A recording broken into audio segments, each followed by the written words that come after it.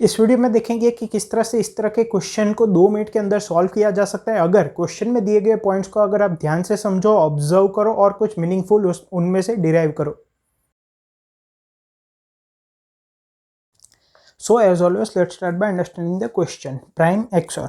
For 3 distinct prime integers a, b, c, where a, b, c are between 1 and 2 की power 30, we define positive integers x, y, z as, फिर नीचे definition दी गई है। क्या बोला गया है कि for 3 distinct prime numbers a, b and c where the range of a, b, c is between 1 and 2 की power 30, we define x, y and z as, फिर नीचे डिफाइन किया गया है x as a XOR b, y as b XOR c and z as a XOR c. Given only 2 integers x and y and the fact that at least one integer among x, y and z is odd, find the values of a, b and c.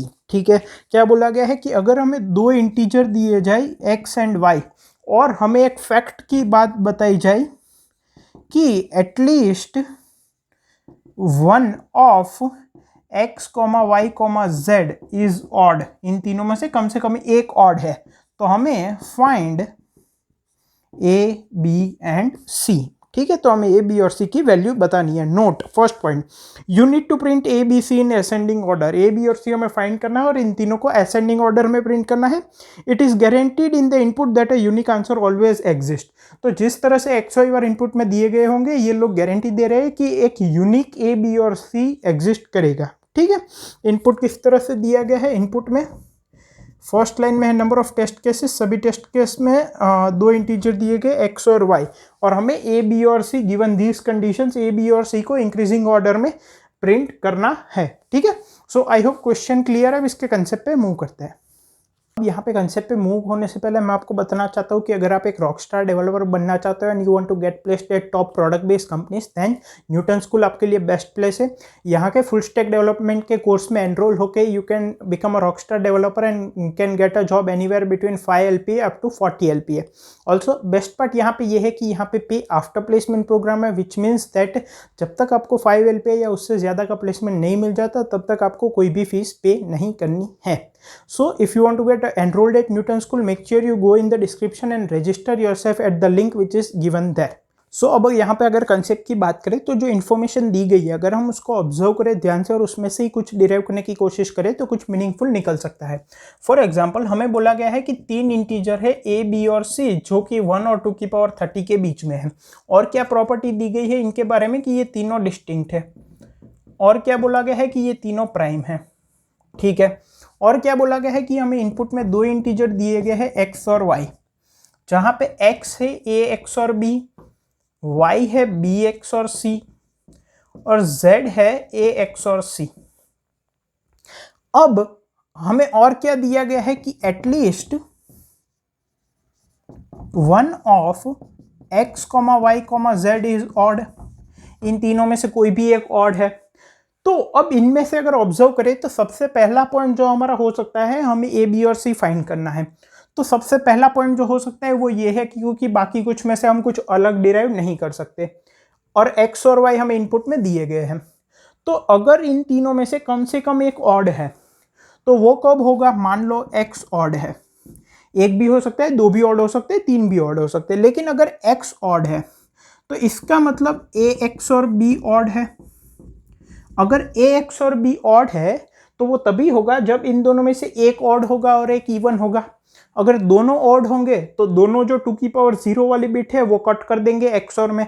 अगर दोनों even होंगे तो वो 0 XOR 0 0 ही रहेगा। जो 2 की power 0 वाली bit होगी अगर दोनों में 1 है, मतलब दोनों ऑड है, तो इनका XOR इवन हो जाएगा क्योंकि ये बिट 0 हो जाएगी।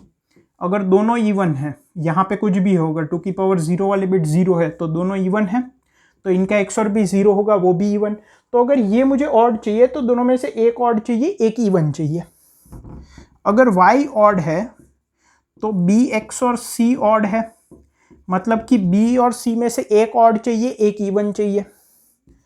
z अगर ऑड है तो a XOR c ऑड है, इसका मतलब a और c में से एक ऑड चाहिए, एक इवन चाहिए।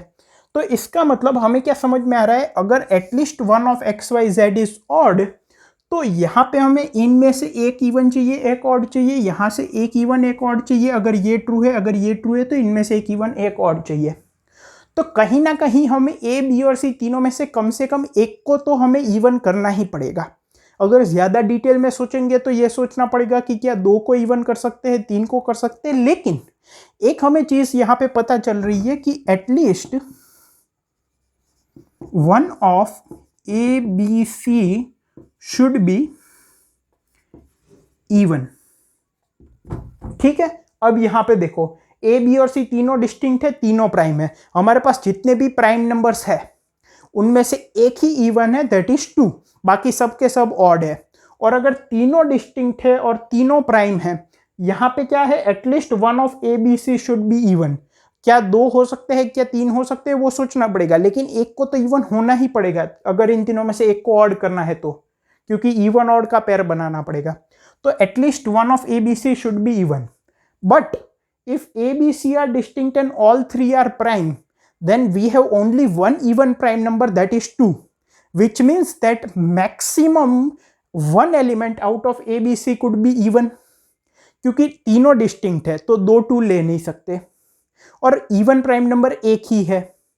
तो अगर मैंने किसी एक को 2 दे दिया तो बाकी किसी को मैं नहीं दे सकता 2, और दूसरा इवन प्राइम नंबर है नहीं। तो इन दोनों पॉइंट से मुझे क्या पता चलता है कि at most one of A B C is even and that is 2। ठीक है, at most one of A B C is even, at least one of A B C should be even. इसका मतलब कम से कम मुझे एक तो ऐसा नंबर चाहिए जिसकी वैल्यू 2 हो, ज्यादा से ज्यादा एक नंबर ऐसा चाहिए जिसकी वैल्यू 2 हो। इसका मतलब मुझे एग्जैक्टली ए बी और सी तीनों में से एक ही डिजिट ऐसा चाहिए जिसकी वैल्यू 2 हो। ठीक है, अब तीनों के तीनों डिस्टिंक्ट है, तीनों के तीनों प्राइम है। तो अब जो बचता है वो क्या बचता है कि भाई ए बी और सी तीनों में से किसको इवन देंगे। अगर मुझे एक्स जो है वो इनपुट में ऑड दिया गया है और y इवन दिया गया है, तो अगर x ऑड है, ठीक है, और y जो है वो क्या है, इवन है, ठीक है, तो जो z होगा, अब यहां पे देखो x is equal to a x और b, y equal to b x और c, z equal to a x और c. So z equal to x x और y भी मैं लिख सकता हूं, दैट इज ए एक्स और बी, एक्स और बी, एक्स और सी। तो अगर x ऑड है, y इवन है, तो z ऑड होगा। ठीक है, दूसरा केस क्या हो सकता है, इनपुट में x है वो इवन है, y है वो ऑड है, तो डेफिनेटली z मेरा ऑड होगा।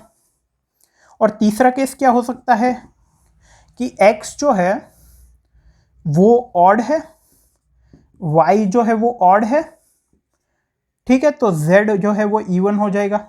और चौथा केस x और y दोनों इवन नहीं हो सकते तो फिर z भी इवन हो जाएगा। ठीक है, तो ये 3 केस बनते हैं। अब अगर x ऑड है और हमें क्या पता चला है कि a b और c तीनों में से एग्जैक्टली एक ही एलिमेंट इवन होगा, और इवन मतलब 2, क्योंकि एक ही इवन प्राइम नंबर है 2।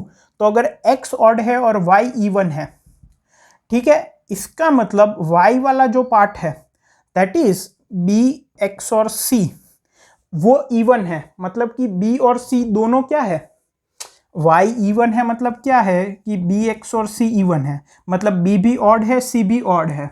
इसका मतलब a इवन है, इसका मतलब a की वैल्यू 2 होगी।